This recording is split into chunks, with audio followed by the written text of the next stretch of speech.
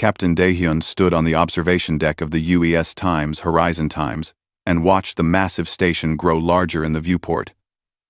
Assemblage Prime, they called it. The heart of the Galactic Confederation, home to 847 different species, all living together in peace, or so they claimed. He had dreamed of this moment since he was a boy. First contact had happened 3 years ago, when a Confederation scout ship found one of Earth's deep space probes. The aliens had been friendly. They invited humanity to join them. They promised trade, technology, and a place among the stars. "Captain, we're being hailed," said Lieutenant Baumann from the communications station. "Put them through." Daehyun replied. A face appeared on the screen. It was not human. The creature had 4 eyes, arranged in a square pattern, and skin that shimmered like oil on water. When it spoke, the translation device made its voice sound smooth and welcoming. "Captain Daehyun of Earth, welcome to Assemblage Prime. I am Coordinator Velreth of the Velkari. We are honored to receive you." "The honor is ours," Daehyun said. He had practiced this speech 100 times. "Humanity is grateful for this opportunity. Please dock at Bay 17. We have prepared quarters for you and your delegation. Tomorrow, we will present the integration protocols." The screen went dark. Daehyun turned to see Haejin standing behind him. She was Earth's chief xenolinguist, responsible for understanding alien languages and customs. Her face showed worry. "What's wrong?" he asked quietly. "Integration protocols," she said. "That's not what they called it before. In the original messages, they said partnership agreements. Maybe it's just a translation issue," Daehyun suggested. Haejin shook her head. "I've been studying their language for 3 years.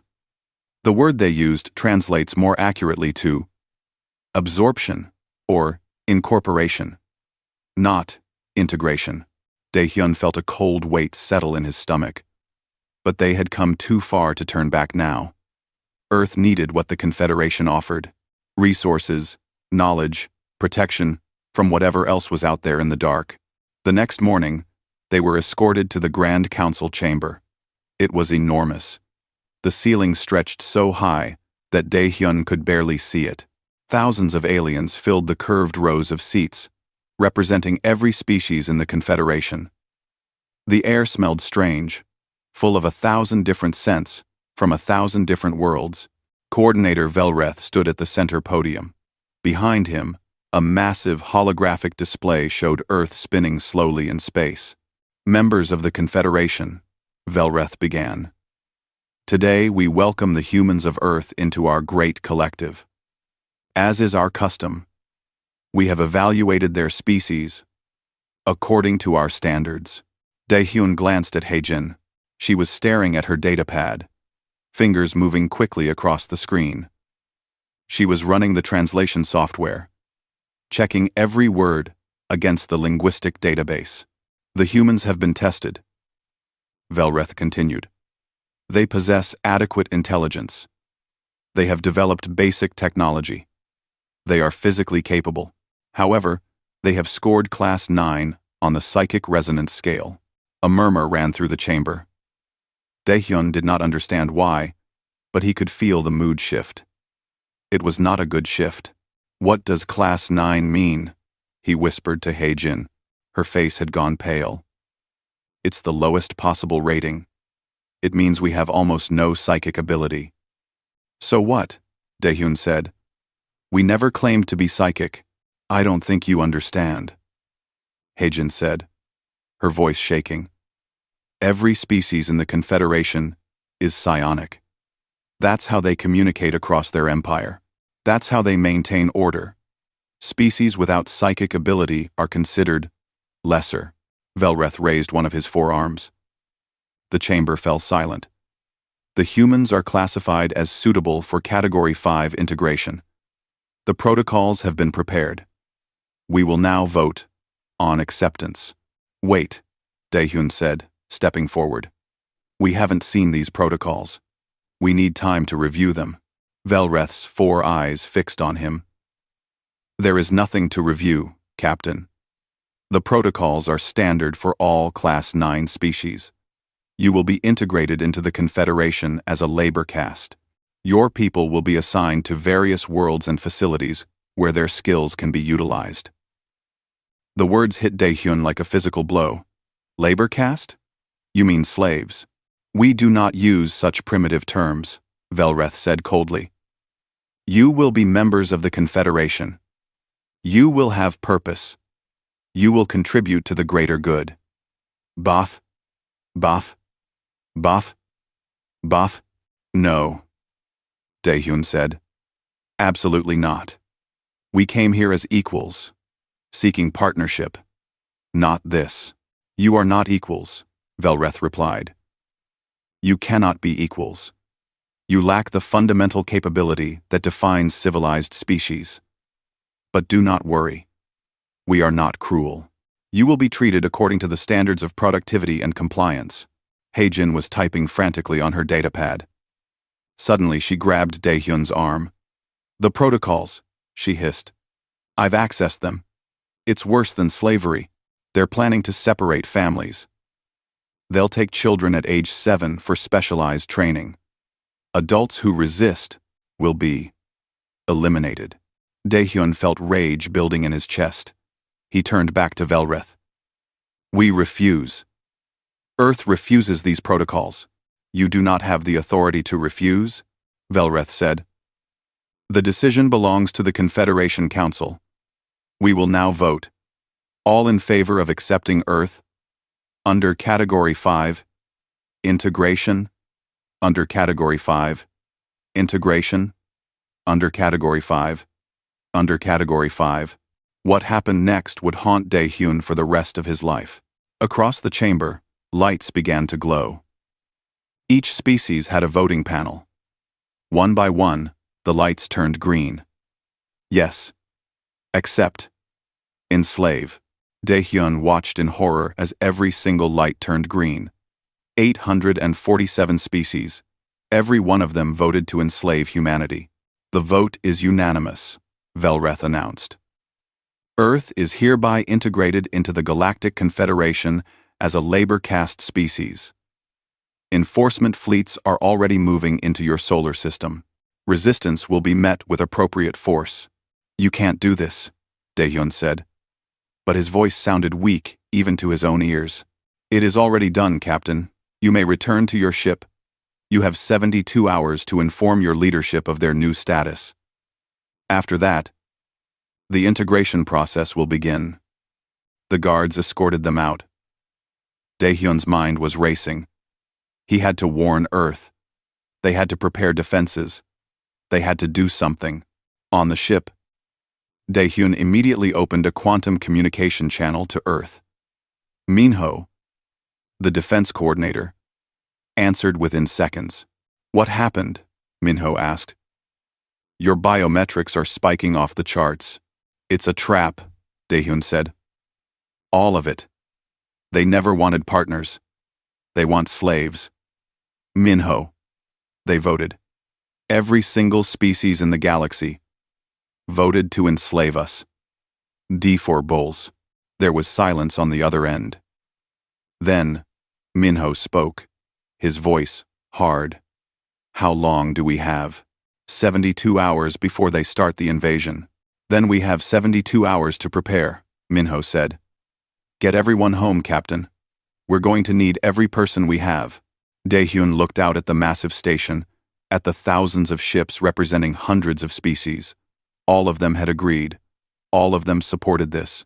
Humanity had reached for the stars hoping to find friends. Instead, they found the entire galaxy standing against them. The Times Horizon Times turned away from Assemblage Prime and began the long journey home. Behind them, the Confederation was already mobilizing. War fleets gathered. Slave processing centers were prepared. Everything was ready to break humanity and force them into chains. But in that moment, as Earth's first starship fled through the darkness, something changed in Daehyun's heart. The hope and wonder he had carried all his life burned away, replaced by something colder and harder. They thought humanity would submit. They thought humans would accept their fate, like all the other species had. They were about to learn how wrong they were. The Confederation warships appeared in Earth's orbit like a swarm of locusts. There were hundreds of them, blocking out the stars. Humanity's defenses lasted 6 hours. Jiwon sat in her small apartment in Seoul, watching the news with her husband and 2 children. The broadcast showed Earth's orbital stations burning. Fighter craft spiraling into the atmosphere. The defense grid collapsing under the weight of weapons that humanity had no counter for. "Mom, what's happening?" her daughter asked. She was only 8 years old. Jiwon did not know what to say. How could she explain that the entire galaxy had decided her family deserved to be slaves? That every species among the stars had agreed humans were worth less than animals? "We have to leave," her husband said. "Get to the countryside. Hide." "There's nowhere to hide," Jiwon replied. She had worked in a factory for 15 years. She understood logistics and efficiency. The aliens would not miss anyone. They would find every human, catalog them, process them. 3 days later, the processing centers opened. Confederation soldiers, members of a dozen different species, moved through the cities with lists and scanners. They were polite at first. They explained that this was for humanity's own good. That humans would be given important work. That families would be reunited eventually. The lies lasted exactly 1 day. Jiwon was pulled from her home on the 4th morning. The soldiers separated her from her husband and children. She screamed and fought, but they held her with technology that paralyzed her muscles. She could only watch as her family was loaded into a different transport vehicle. "Where are you taking them?" she cried. "They are being assigned to their appropriate roles," the translator device said in a flat, emotionless voice. "You will see them again if you comply with integration protocols." That was the last time Jiwon saw her family. She was shipped to a mining colony in a star system she had never heard of. The Draxis system, they called it. 3 planets stripped bare of resources, surrounded by artificial habitats where slaves from 100 worlds worked until they died. On Earth, a young soldier named Taejin watched the aliens march through the streets of Busan. He was 22 years old and had joined the military to defend his country. But his country no longer existed. Neither did any other nation on Earth. The Confederation had dissolved all governments and declared direct rule. Taejin's unit was ordered to surrender their weapons. Most did. But Taejin and a few others hid theirs instead. They met in secret. In the basement of a bombed-out building. "What's the point?" one soldier asked. "Our bullets bounce off their shields. Our missiles can't lock onto their ships. We have nothing that can hurt them." "Then we hurt them anyway," Taejin said. He had watched the aliens execute his commanding officer in the street for refusing an order. The memory burned in his mind. "We make them afraid. We make them bleed." They started small. Sabotage. Destroying equipment the aliens needed. Cutting power to processing centers. It was nothing compared to the might of the Confederation, but it was something. Sun-hee had been an aerospace engineer before the invasion. She had worked on Earth's first faster-than-light prototype. Now, she was forced to maintain alien ships at a military depot outside Beijing. The overseers watched constantly, ready to punish any mistake. But the overseers made a mistake of their own. They assumed humans were too primitive to understand Confederation technology. They assumed wrong. Sun-hee studied everything she could. She memorized the control systems. She analyzed the power cores. She learned how their shields worked, how their weapons functioned. And she made a discovery that changed everything. The shields were controlled by psionic interfaces. The weapons systems used psionic targeting. Even their communications relied on psychic links between crew members. Everything the Confederation did depended on their ability to read minds and project thoughts. One night, as she worked alone in the depot, Sun-hee ran a test. She tried to interface with one of the alien computers using a stolen access device. According to what the overseers had told them, it should have been impossible. Humans did not have the psychic ability to interact with Confederation systems. The system logged her as Undetected presence.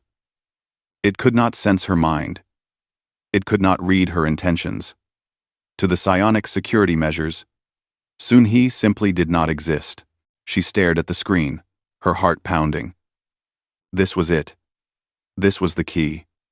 Humans were invisible to their sensors, because those sensors relied on psychic detection. The weakness the Confederation had mocked was actually humanity's greatest advantage. Sun-Hee carefully copied all the technical data she could access.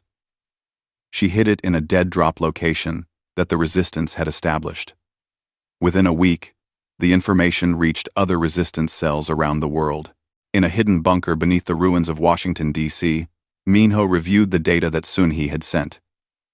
He had been Earth's defense coordinator before the invasion. Now he commanded what remained of humanity's military forces from the shadows. "This changes everything," he said to his staff. "They can't see us with their standard detection systems. We're ghosts to them. But we still can't hurt them," someone pointed out. "Our weapons are useless against their shields."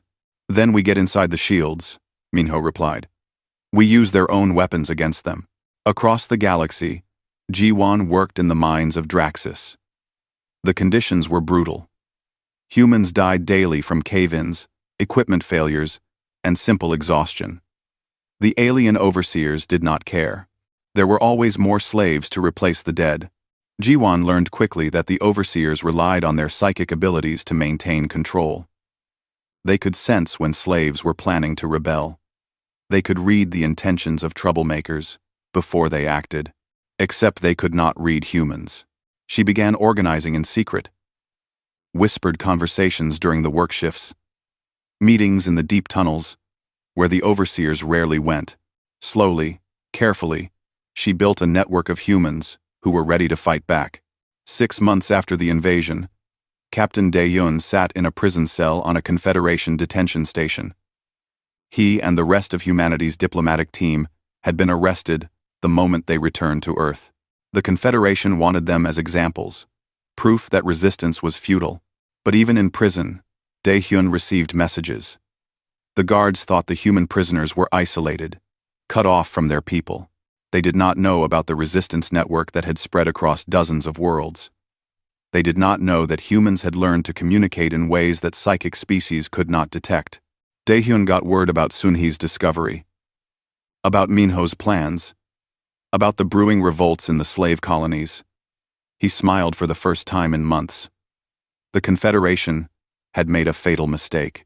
They had assumed humanity would break like all the other species they had conquered. On Earth, Taejin and his resistance cell hit their first major target. A Confederation command post in the mountains. They used tactics that should not have worked.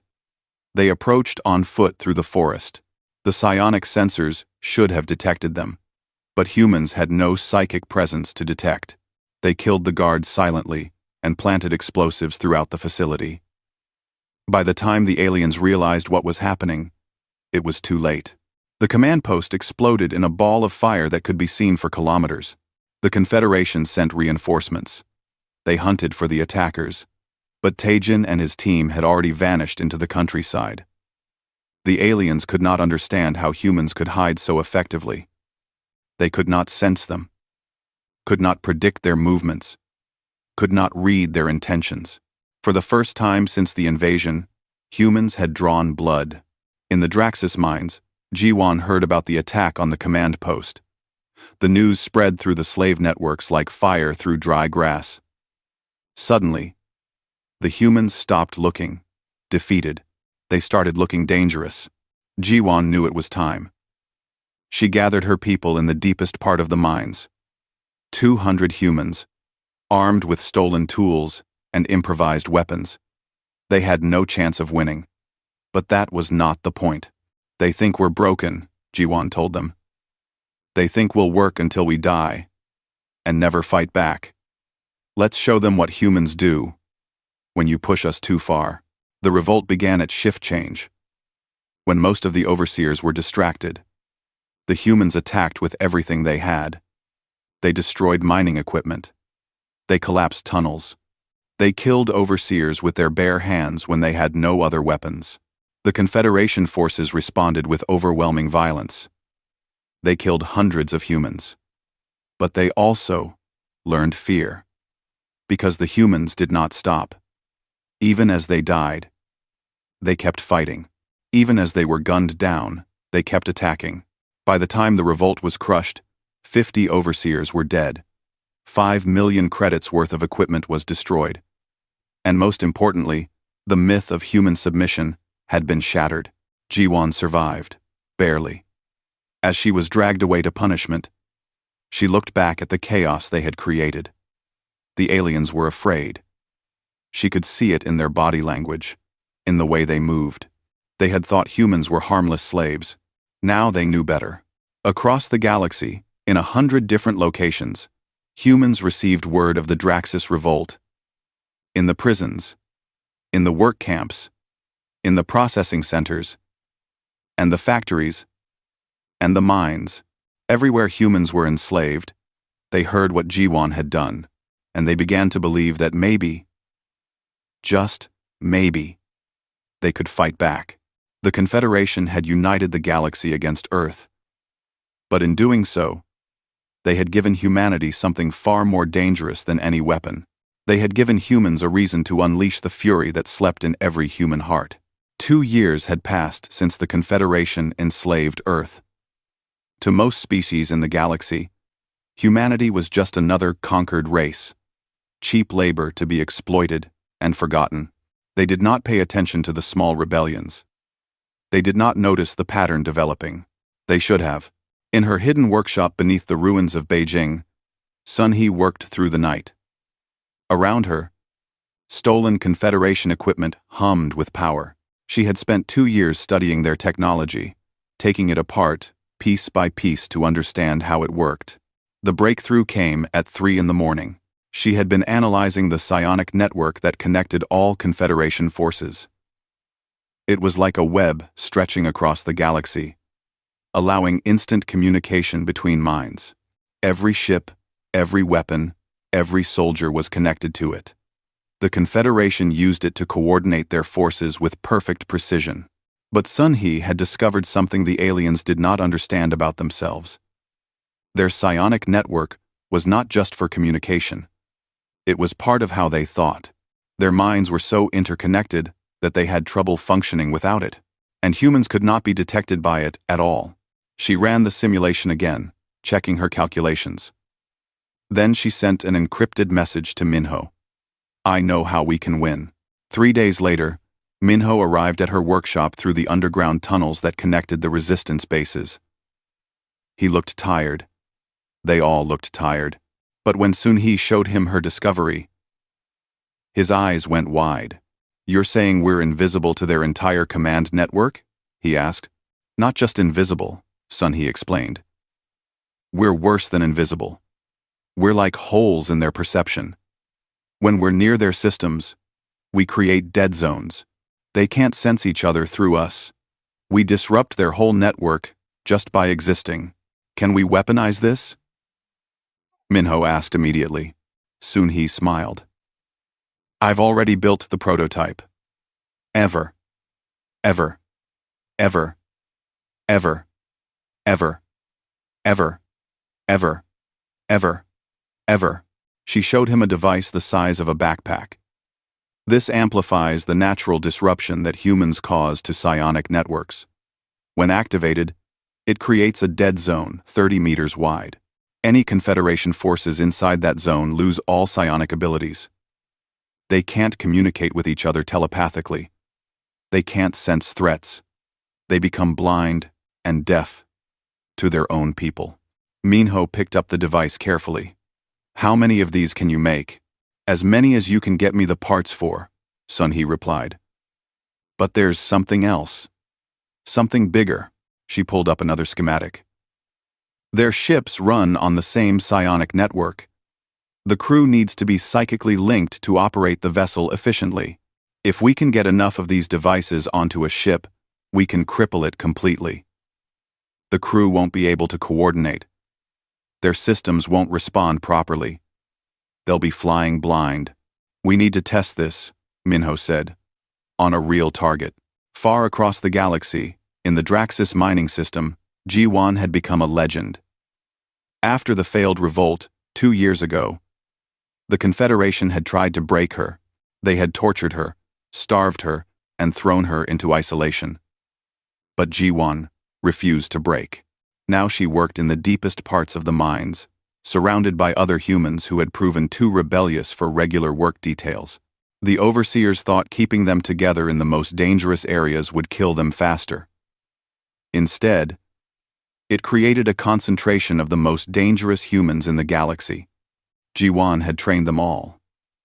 Not in how to mine efficiently, but in how to fight, how to kill, how to make every day cost the Confederation more than it was worth to keep them alive.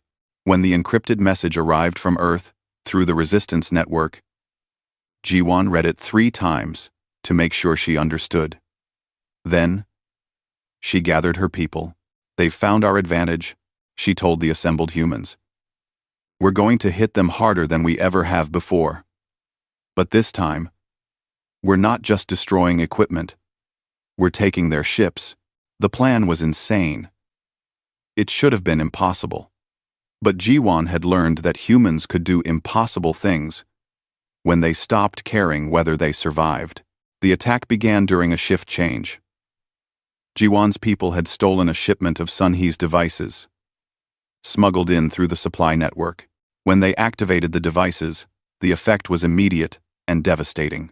The Confederation guards suddenly found themselves cut off from their psionic network. They could not sense each other, could not call for help telepathically, could not coordinate their response. They were just individuals, alone and confused. The humans attacked like a wave of violence. They had no fancy weapons, just tools from the mines and a fury that had been building for 2 years. They overwhelmed the guards through sheer ferocity and numbers. G1 led the assault on the main hangar. The Confederation kept ships there for transporting ore off-world, ships that could leave the system, ships that could reach other worlds. The battle was brutal. Humans died by the dozens. But for every human that fell, they took 2 aliens with them. The Confederation forces had relied on their psionic abilities for so long that they had forgotten how to fight without them. By the time reinforcements arrived, G1 and 50 other humans were already aboard a transport ship. They had a human among them, who had been a pilot before the invasion. It was enough. The ship tore out of the hangar and blasted into space. The Confederation fleet tried to stop them, but the transport was fast and small. It jumped to faster than light speed before the larger vessels could get a weapons lock. G1 stood on the bridge, looking at the stars streaming past. They were free. For the first time in 2 years, humans had escaped their chains. "Where are we going?" someone asked. "Everywhere," G1 replied. "We're going to every slave world in this sector, and we're going to free every human we find." On Earth, Taejin had grown from a young soldier into a commander of ghost warriors. That was what they called themselves now. Ghosts, because the Confederation could not see them coming. His unit had perfected the art of stealth warfare. They attacked at night, using the psionic dead zones that Sunhee's devices created. They struck hard and vanished before reinforcements arrived. They made the aliens afraid to leave their fortified positions. Taejin's latest mission was his most ambitious yet. A Confederation dreadnought was in orbit, part of the fleet that kept Earth under control. Intelligence said the crew rotated shifts at midnight. For 15 minutes, half the crew would be sleeping while the other half took their positions. It was a vulnerability. Taejin and his team used stolen shuttlecraft to approach the dreadnought. The ship's sensors should have detected them. But the sensors relied on psionic detection, and humans did not register. The shuttle appeared as nothing more than space debris. They breached the hull using cutting tools and entered the ship during the shift change.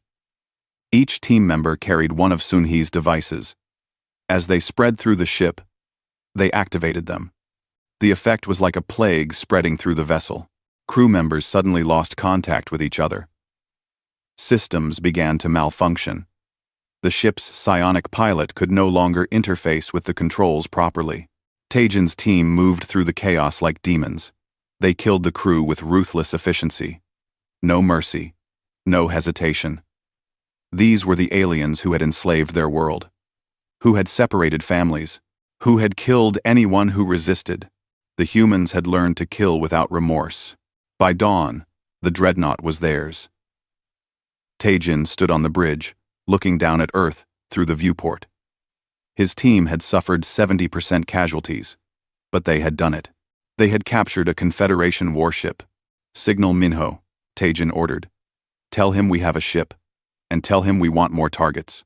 In his prison cell on the detention station, Daehyun heard about both victories. The escape from Draxus. The capture of the dreadnought. The news spread through the human prisoners like electricity. "It's time," Daehyun said to his fellow prisoners. "Sunhee gave us a way to fight. Jiwon showed us they can bleed. Taejin proved we can win. Now we show them that nowhere is safe. Not even their prisons." The guards had grown complacent. They thought the prison was secure. They thought humans were too weak to pose a threat. They never suspected that every human prisoner had been quietly preparing for this moment. The breakout began at shift change. The humans had stolen access codes over months of careful observation. They had built weapons from smuggled materials, and they had Sunhee's devices delivered through the resistance network. When the devices activated, the prison's psionic security systems collapsed. The guards could not coordinate, could not call for backup effectively, could not sense the prisoners moving through the corridors. Daehyun led the assault personally. He was not a young man anymore, but he fought with the strength of someone who had nothing left to lose. They freed every human in the prison, hundreds of them, including engineers, soldiers, and scientists. They stole a prison transport ship and fled the station. Behind them, the station burned. The Confederation forces arrived too late. The humans were gone, scattered across the galaxy to spread the resistance to new worlds. As their ship jumped to faster than light speed, Daehyun sat in the captain's chair and allowed himself to feel hope for the first time in years. They were winning, slowly, painfully, at terrible cost. But they were winning. Across the galaxy, the Confederation was beginning to realize they had a serious problem. The human insurgency, as they called it, was spreading. Slave worlds were reporting escapes, ships were being stolen, installations were being destroyed. The council called an emergency meeting. Coordinator Velreth addressed the assembled species with growing concern. "The humans are proving more difficult to control than anticipated," he said. But it was already too late. The Confederation had created something they could not control. They had taken a species that valued freedom above all else and tried to chain them. They had taken people who would die before they submitted and tried to break their spirits. They had made a fatal mistake. In hidden bases across dozens of worlds, humans gathered and planned. Sunhee built more devices. Minho coordinated attacks. Jiwon freed more slaves. Taejin trained more ghost warriors. Daehyun organized the scattered resistance into a unified force. The Confederation had enslaved Earth expecting submission. Instead, they had ignited a fury that would burn across the galaxy. Humans had learned to fight without honor, without mercy, and without fear, and they were just getting started. 4 years after the chains were first placed on humanity, those chains shattered in a single, coordinated moment that the galaxy would never forget. Minho stood in the command center deep beneath the Antarctic ice. Around him, holographic displays showed 73 worlds where humans were held as slaves. Each world had a resistance cell. Each cell had been preparing for this moment. "All teams report ready," the communications officer said. Minho took a deep breath. This was it. Everything they had built, every sacrifice made, every life lost, all led to this moment. "Send the signal," he ordered. "Free everyone." Across 73 worlds, humans rose up simultaneously. They activated Sun-He's devices, creating dead zones in every slave camp, mine, factory, and processing center.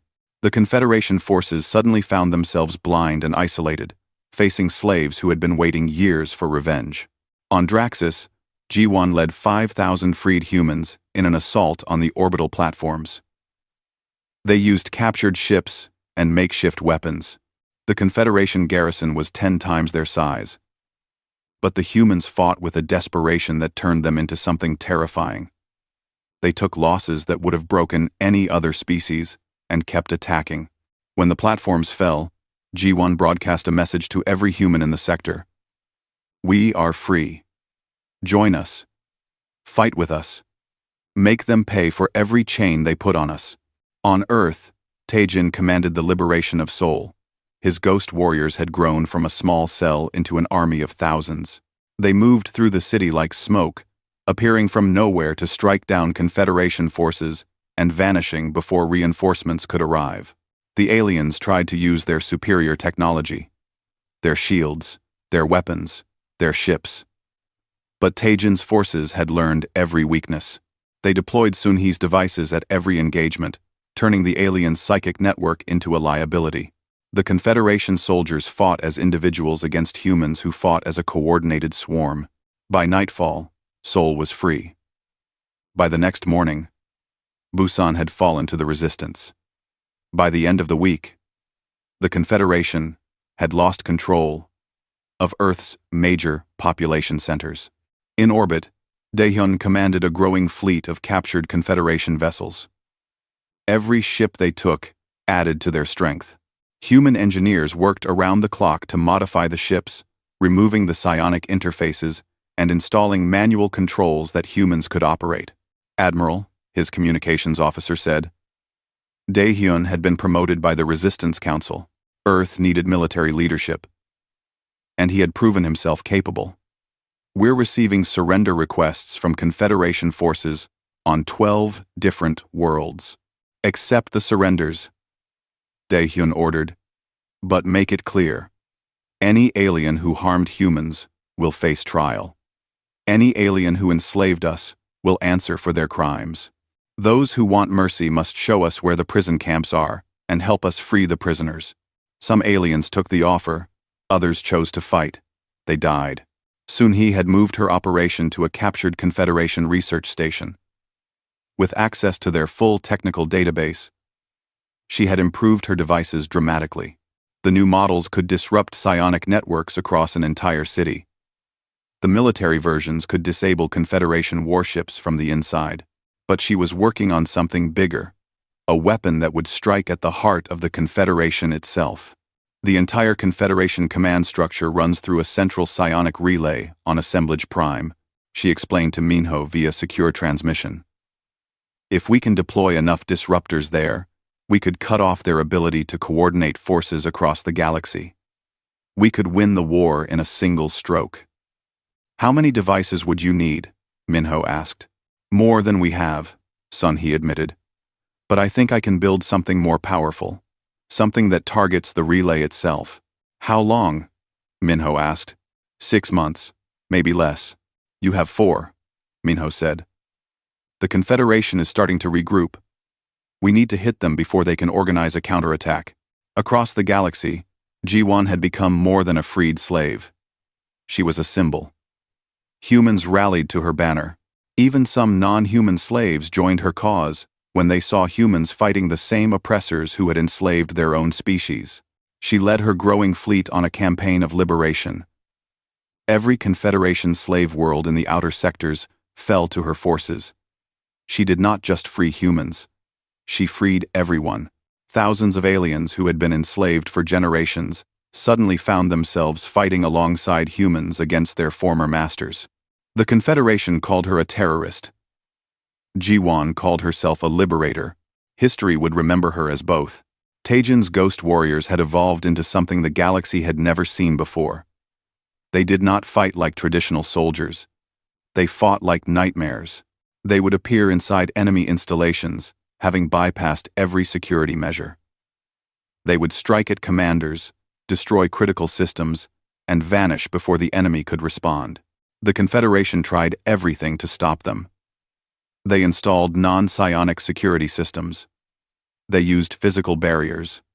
They posted guards at every entrance. Nothing worked. The humans found ways through every defense. Fear spread through the Confederation military.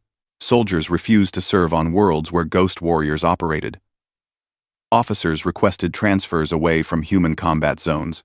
The mighty Confederation, which had conquered hundreds of species, was learning what it meant to face an enemy that refused to play by their rules. The Confederation Council met in emergency session.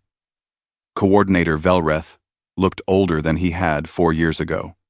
The stress of the war was visible in his posture. His voice. "We are losing," he said simply.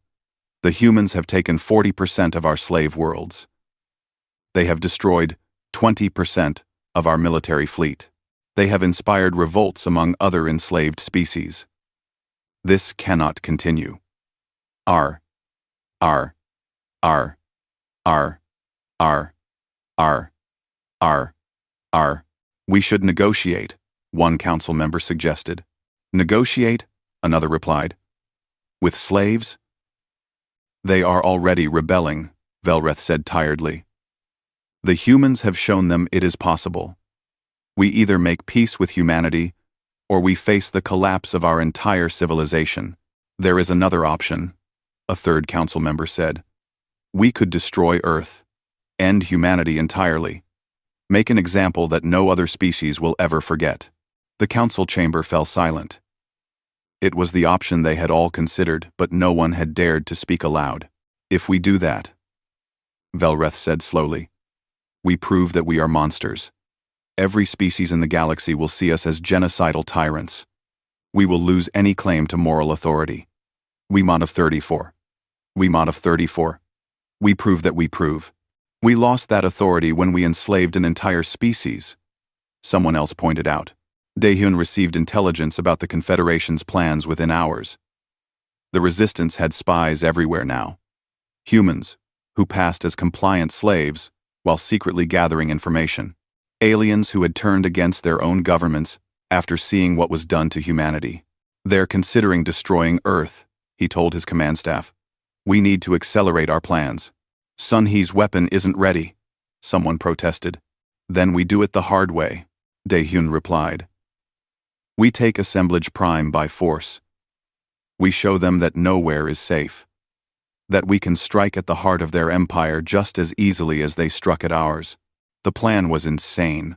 Assemblage Prime was the most heavily defended location in the galaxy. Thousands of ships protected it.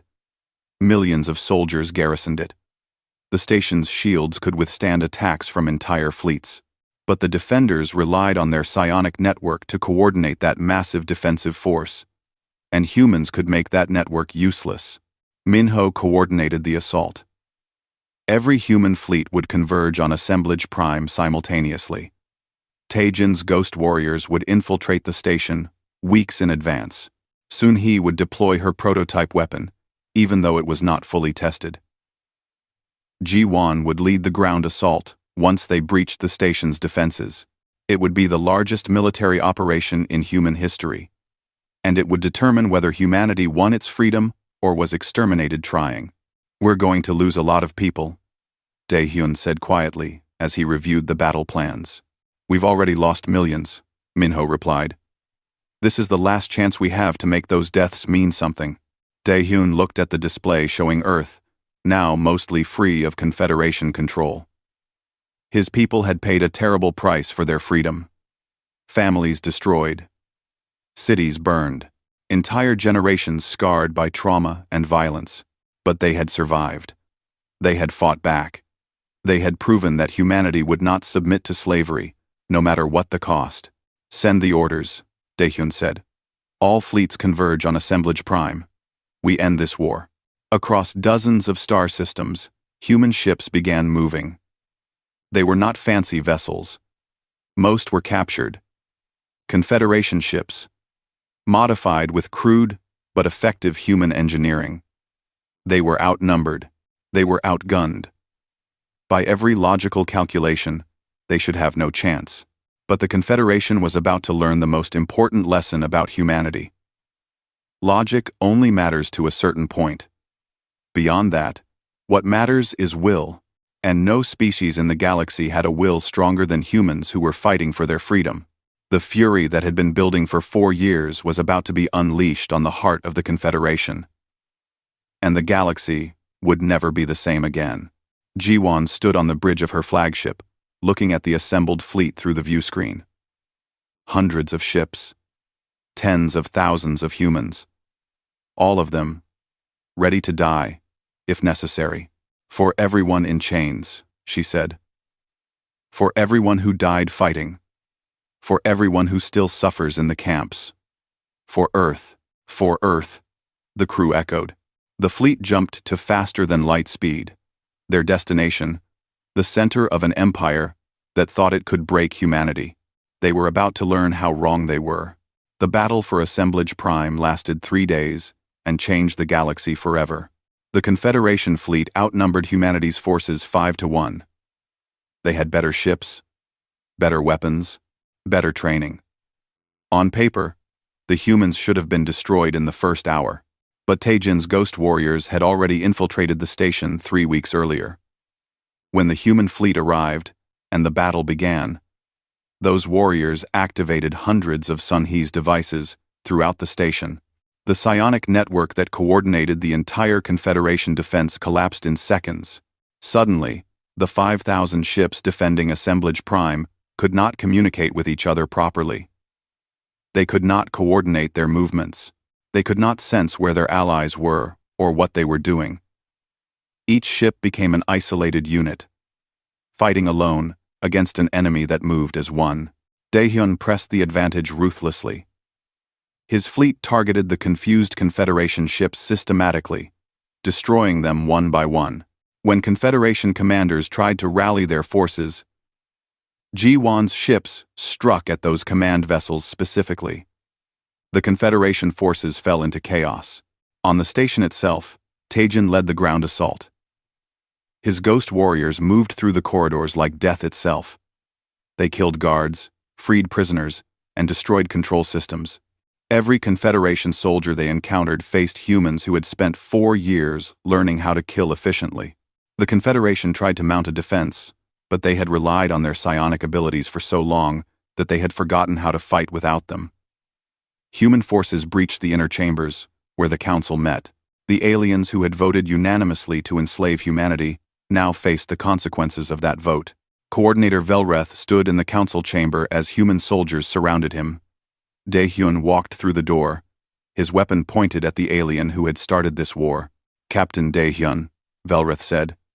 His translator made his voice sound tired. I remember you. I remember you too, Daehyun replied. I remember every word you said. About how humans were inferior. About how we would make good slaves. About how our lack of psychic ability made us less than civilized. We were wrong, Velreth said simply. Yes, Daehyun agreed. You were. The question now is what happens next. You could kill me, Velreth said. Kill all of us. Take your revenge. The Confederation fleet is broken. You have won. Daehyun lowered his weapon slightly. I could, and part of me wants to. You enslaved my people. You separated families. You killed millions. Every fiber of my being wants to see you dead.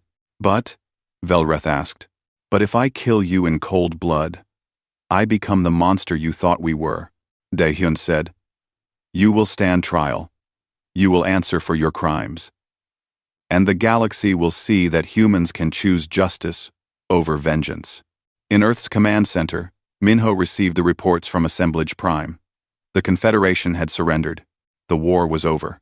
Humanity had won. He sat down heavily, suddenly feeling every one of his years. They had done it. Against impossible odds, they had freed themselves. But the cost had been staggering. 60% of Earth's pre-war population was dead or missing. Entire cities were ruins. Families had been torn apart. The trauma would last for generations. Victory did not erase any of that. "Sir," his communications officer said gently, "the council is calling. They want to discuss terms. Tell them we will be there," Minho said. "But they will discuss on our terms now," Minho said. 1 week later, representatives from across the galaxy gathered at Assemblage Prime for the negotiations. The Confederation was broken, its member species scrambling to distance themselves from the slave trade that had been revealed to the galaxy. Dae-hyun led the human delegation. Beside him stood Hae-jin, who had survived 4 years of captivity to become humanity's voice in the negotiations. Ji-won was there too, representing the freed slaves. Tae-jin stood as a reminder of humanity's military might. Sun-hee attended via hologram, too busy building the new galaxy's infrastructure to attend in person. Minho coordinated everything from Earth. He was the architect of humanity's victory, and now he would be the architect of the peace. The Valkyrie presented their surrender formally. "We offer complete capitulation," their new coordinator said. Velreth was in a prison cell, awaiting trial. "We will pay reparations. We will accept any punishment you deem appropriate." "We don't want punishment," Dae-hyun said. "We want change." He activated a holographic display showing the proposed treaty. "The Confederation is dissolved, effective immediately. In its place, we establish the Free Species Alliance. Every species has equal representation, regardless of psychic ability or technological level. Slavery is forbidden under any circumstances. Any species or individual who enslaves others will face immediate military intervention." "You would dictate terms to the entire galaxy?" a Confederation representative asked. "No," Ji-won said, speaking for the first time. "We're offering you a choice. You can join an alliance built on freedom and equality, or you can face a humanity that will never again tolerate slavery anywhere in the galaxy." The representatives looked at each other nervously. The human fleet in orbit made it clear that this was not really a choice. "There will be trials," Dae-hyun continued. "Everyone who participated in the slave trade will answer for their crimes. Those who ordered the enslavement of Earth, those who enforced it, those who profited from it. We have the records. We know who you are." The Valkyrie representative shifted uncomfortably. "Some believe you will execute thousands. Some deserve execution," Ji-won said coldly. She had lost her family to the slave camps. She would never forget that. "But we're not monsters. Those who cooperate, who help us free remaining slaves and identify the worst criminals, will receive lighter sentences. Those who resist will face the full weight of human justice." Over the following months, the trials began. The galaxy watched as Confederation leaders faced human judges and juries. Some were executed for crimes against humanity. Others received prison sentences. Many were required to spend years helping rebuild what they had destroyed. Velreth himself was found guilty of crimes against humanity and sentenced to life imprisonment. Dae-hyun visited him once in his cell. "Why?" Velreth asked. "Why spare me when I destroyed so much?" "Because killing you would be easy," Dae-hyun replied. "Making you live with what you did is harder. And because someone needs to remember. Someone needs to tell the next generation what happens when you treat other beings as property." Sun-hee threw herself into rebuilding. She established universities on freed worlds, teaching technology to species who had been deliberately kept ignorant. She developed new communication systems that did not rely on psionic abilities, allowing all species to connect equally. "The galaxy was built for psionic species," she told a gathering of engineers from 100 worlds. "We're going to rebuild it for everyone." Ji-won struggled with peace. She had spent 4 years fighting. She had become so good at killing that she did not know how to stop. Returning to Earth, she found her husband and one of her children had survived. Her daughter had died in the camps. "I don't know how to live without fighting," she told her husband. "Then find something worth fighting for," he replied. "The war is over, but there are still people who need help. Still injustices to fix. You don't have to stop fighting. You just have to fight for something, instead of against something." Ji-won took his advice. She joined the Alliance Guard, the new military force dedicated to preventing slavery and protecting freed worlds. She spent her remaining years making sure no other species would suffer what humanity had endured. Taejin found purpose in teaching. He trained the new generation of Alliance soldiers, passing on the tactics that had won the war. But he also taught them restraint, how to fight when necessary, but choose peace when possible. We won because we were willing to do terrible things, he told his students. But that doesn't mean we should do terrible things when we have another choice. Be capable of violence, but choose it only when there is no other way. Minho became Earth's first ambassador to the Free Species Alliance. He worked to build the connections that would prevent future wars. He knew that humanity's victory had made them powerful, perhaps too powerful. They needed allies to keep them honest. Power corrupts, he said in his first speech to the Alliance Council. We have power now. We need you to help us use it wisely. We need you to remind us not to become what we fought against. Haejin rebuilt humanity's relationship with the galaxy. She traveled to hundreds of worlds, speaking with species who had feared humans during the war. She showed them that humans were not monsters, just people who had been pushed too far. We didn't want this war, she told an audience on a former Confederation core world. We wanted to explore the galaxy, make friends, learn from you. You turned us into weapons by trying to enslave us. Let's not repeat that mistake with anyone else. 7 years after the war began, Daehyun retired. He returned to Earth and built a small house in the countryside. He spent his remaining years writing a history of the war, making sure future generations would understand both the glory and the horror of what had happened. On his deathbed, surrounded by friends and former comrades, someone asked him if it had been worth it. We paid a terrible price, Daehyun said. We lost millions. We became killers. We did things that will haunt us forever. But we're free, and we made sure no one else will be enslaved. Yes, it was worth it. What? And the galaxy slowly healed. Former slave species thrived under freedom. Technology spread to all, not just the psionic elite. Trade flourished. New alliances formed. Humanity took its place as one of many species working together. But everyone remembered. Every species in the galaxy knew the story of Earth, how the humans had been enslaved, how they had fought back with a fury that shattered an empire, how they had proven that some things were worth dying for. Parents told their children. Teachers taught their students. The story became a legend, then a warning, then a promise. Never again would the galaxy tolerate slavery. Never again would the strong oppress the weak without consequence.